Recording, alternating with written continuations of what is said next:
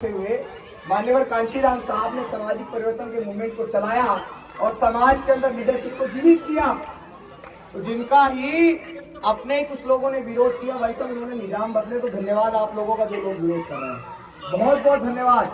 मैं तो आप सभी को सल्यूट करता हूँ कि मेरे जैसे 22 साल के नौजवान के हौसले को ना बढ़ाकर आपने उसको रोक कर उसके हौसले को दुगना कर दिया है। मैं बहुत बहुत धन्यवाद करता हूँ आप सभी का।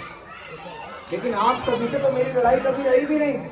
जो लोग मार्च को, आंदोलन को, इस कारवा को बहुत गलत समझ रहे हैं, मैं उन लोगों को सिर्फ इतना कहूंगा भाई कि ये बहुजन जागो मार्च अभिषेक के द्वारा निकाला जा रहा है, बहुजन नेताओं को साथ लाने के लिए लाया जा रहा है। बिखरे हुए लोग शासक नहीं बन सकते हैं। मैं आपसे ये बता दूं कि बेशक अभिषेक के द्वारा चलाया जाए मार्च सफल ना हो, लेकिन बहुजन जागो मार्च अभी सफल नहीं होगा।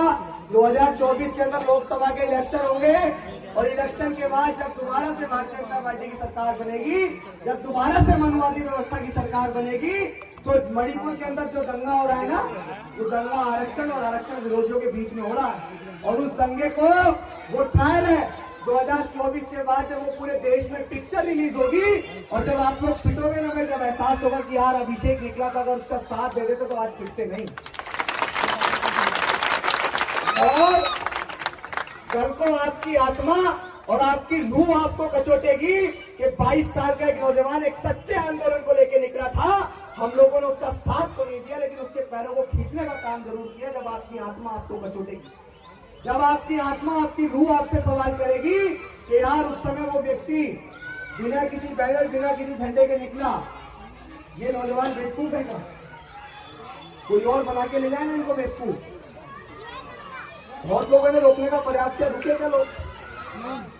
मेरा आंदोलन सच्चा है, मेरा आंदोलन पवित्र है और पवित्र आंदोलन किसी के रोके से नहीं रुकते हैं। हम तो अपने नेताओं को स्थापित करने की लड़ाई लड़ रहे हैं और अपने नेताओं को स्थापित करेंगे।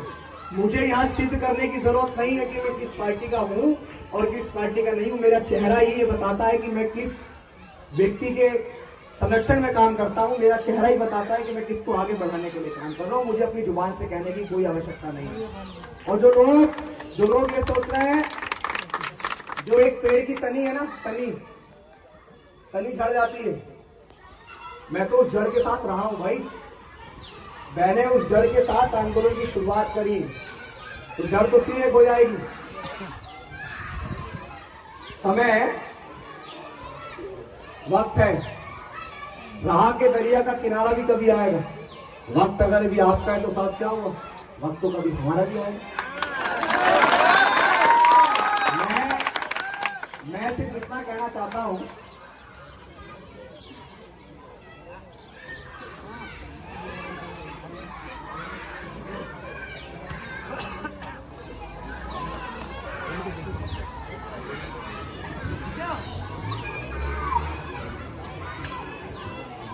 आप नहीं कर सकते हैं।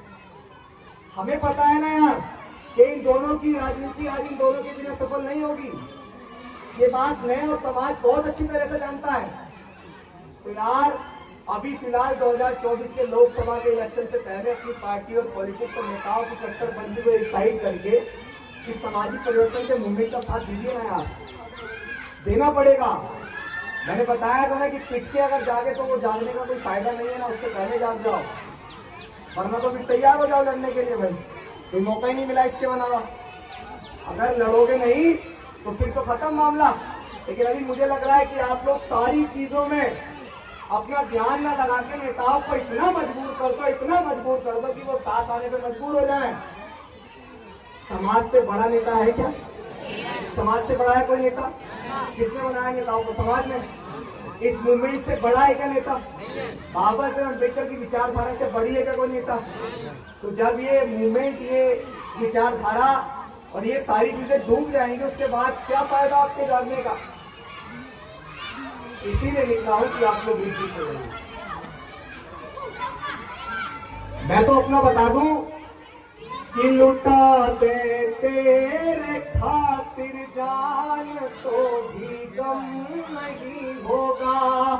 कि लुटा दे तेरे खातिर जान तो भी कम नहीं होगा, तेरे जैसा कोई अब जख्म का मरहम नहीं होगा। पढ़ा तुझको तो एक शायर के दिल की धड़कने बोली। छोड़कर चले गए, उस मूवमेंट को चलाइए तो सही, समाज को एकजुट करने के मूवमेंट को बढ़ाइए तो सही। देखिए, जो लोग आज कह रहे हैं, मैं नाम ही लेके कह दूं, वो विवेक देबरॉय करके है कोई, वो ये कह रहा है कि संविधान को बदलना चाहिए। अब अगर संविधान बदला तो हम खत्म, हमें सारे अधिकार काहे से मिले भाई? संविधान से। मेरे से व्यक्ति को फ्रीडम ऑफ स्पीच मिली काहे से? संविधान से। आज हम लोग इतना बढ़िया मार्च वहां से निकाल के आए, किसकी बदौलत? भारत के संविधान की बदौलत। अगर तुम लोग संविधान को बदलने की बात करो तो एक बार दिमाग में उतारने में या तो मार देंगे या मर जाएंगे, लेकिन संविधान को बदलने नहीं देंगे, याद रखना। अगर किसी के दिमाग में ये मुखालता है तो वो मुखालता निकाल देना कि हम अम्बेडकरवादी हैं बेटा,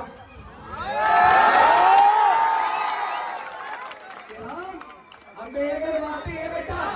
मैं ये बात उनको कह रहा हूं, जो लोग भारत के संविधान को बदलने की बात कर रहे हैं, जो लोग भारत के संविधान को खत्म करने की बात कर रहे हैं, कि हम अम्बेडकरवादी हैं बेटा, कि हम अम्बेडकरवादी हैं बेटा।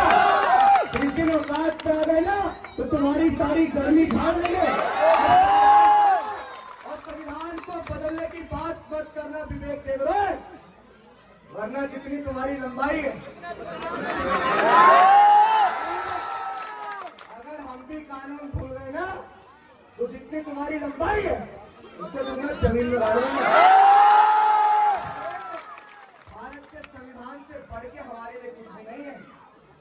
ये तो हाथ संविधान में बांध रखे भाई, वरना हमारे नेता ने भी कहा कि जितने तुम सारे हो इतने हमारे बच्चे हैं,